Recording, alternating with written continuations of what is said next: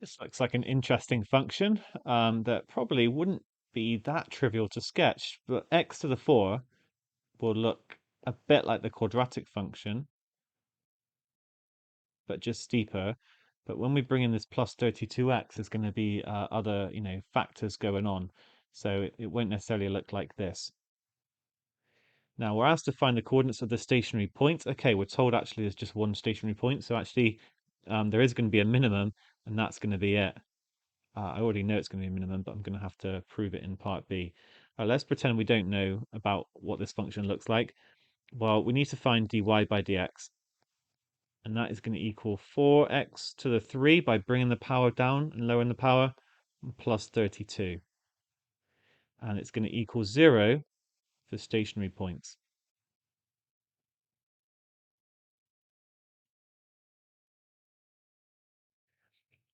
Therefore, 4x to the 3 is going to equal minus 32.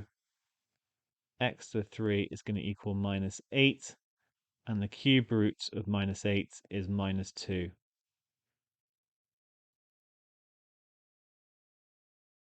When x is equal to minus 2, y is, remember we're asked for the coordinates, so we need the y value as well. Y is going to be minus 2 to the 4 plus 32 times minus 2.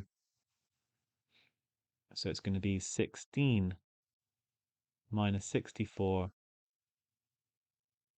which is 60.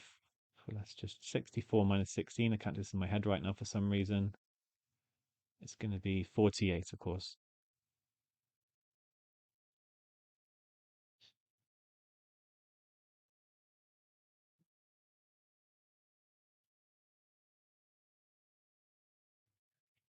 Now determine whether it's a maximum or minimum.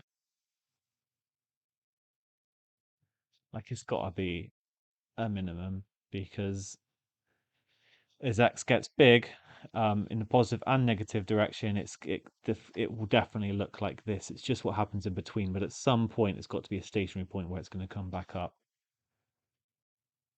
But I think you could get away with saying that, to be fair. But the standard approach really is to find the second derivative, which is going to be bring the power down 12x squared.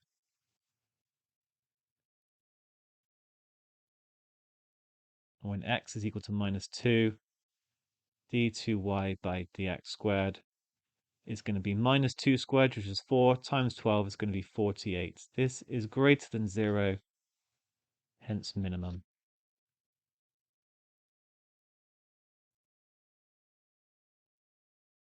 Because what is going on here is that you are actually looking at how the gradient changes. And so the gradient is negative, but it is becoming more and more positive for the minimum. That's one way to think about it.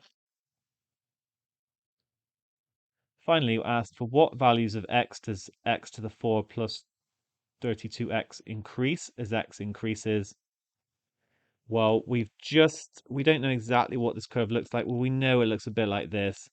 It might not be perfectly curved, but we found the minimum when x is equal to minus 2, and it must then increase from then on because it's like I said before, as x to the 4 is gonna that term is gonna dominate when x gets bigger, and so the quick answer really here is just by thinking about the graph and knowing the stationary point and knowing that it's going to get bigger as x gets bigger, it's got to be x is greater than minus 2.